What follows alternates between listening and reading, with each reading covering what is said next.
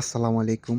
আজকে দেখাবো Facebook recondition suspend কেন করা হয় এবং সাসপেন্ড করলে কিভাবে আপনার ফেসবুক পেজটি পুনরায় সচল করবেন সে নিয়ে আলোচনা করব। আপনার ফেসবুক যদি সাসপেন্ড হয় তাহলে আপনি যতই ভালো ভিডিও আপলোড করেন না কেন সেই ভিডিওটা সবার কাছে পৌঁছাবে না এবং আপনার যারা ফলোয়ার্স রয়েছে আপনার ফলোয়ার্সরাও আপনার সেই ভিডিওটা দেখতে পারবে না।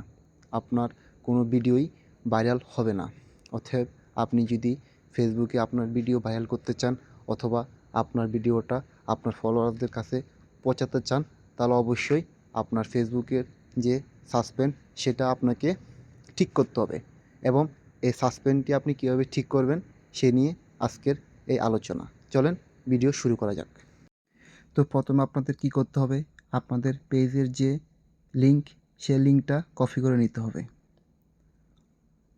তারপর আপনাদের সেটিং অপশনে যেয়ে হেল্প অ্যান্ড সাপোর্টে ক্লিক করতে হবে।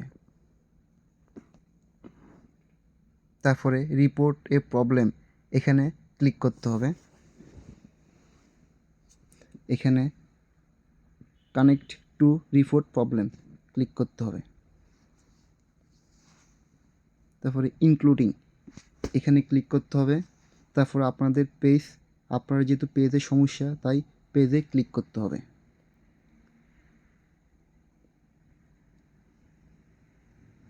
তারপরে এখানে আপনাদের যে পেজের প্রোফাইলের লিঙ্ক সেই লিঙ্কটা এখানে পেস্ট করতে হবে।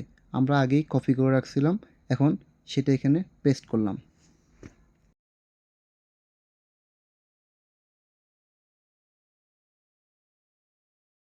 এখন এখানে আপনাদের কিছু লেখা লিখতে হবে যেটা আপনাদের ফেসবুকে পাঠাইতে হবে।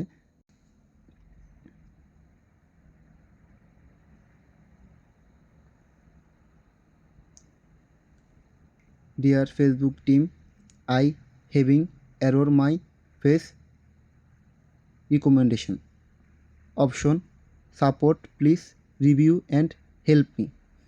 এটা আপনাদেরকে লিখতে হবে এবং এর নিচেই পেজ লিঙ্ক আপনাদেরকে এখানে পেস্ট করতে হবে। তারপর এখানে আপলোড ফ্রম ফোন, এখানে আপনাদের রিকমেন্ডেশন সাসপেন্ড এই ছবিটা স্ক্রিনশট নিয়ে আপলোড করতে হবে।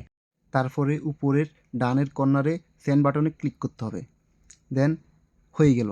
এখন আপনাদের কিছুদিন ওয়েট করতে হবে অথবা কিছুক্ষণ ওয়েট করতে হবে। ফেসবুক টিম আপনাদের কাজ হয়ে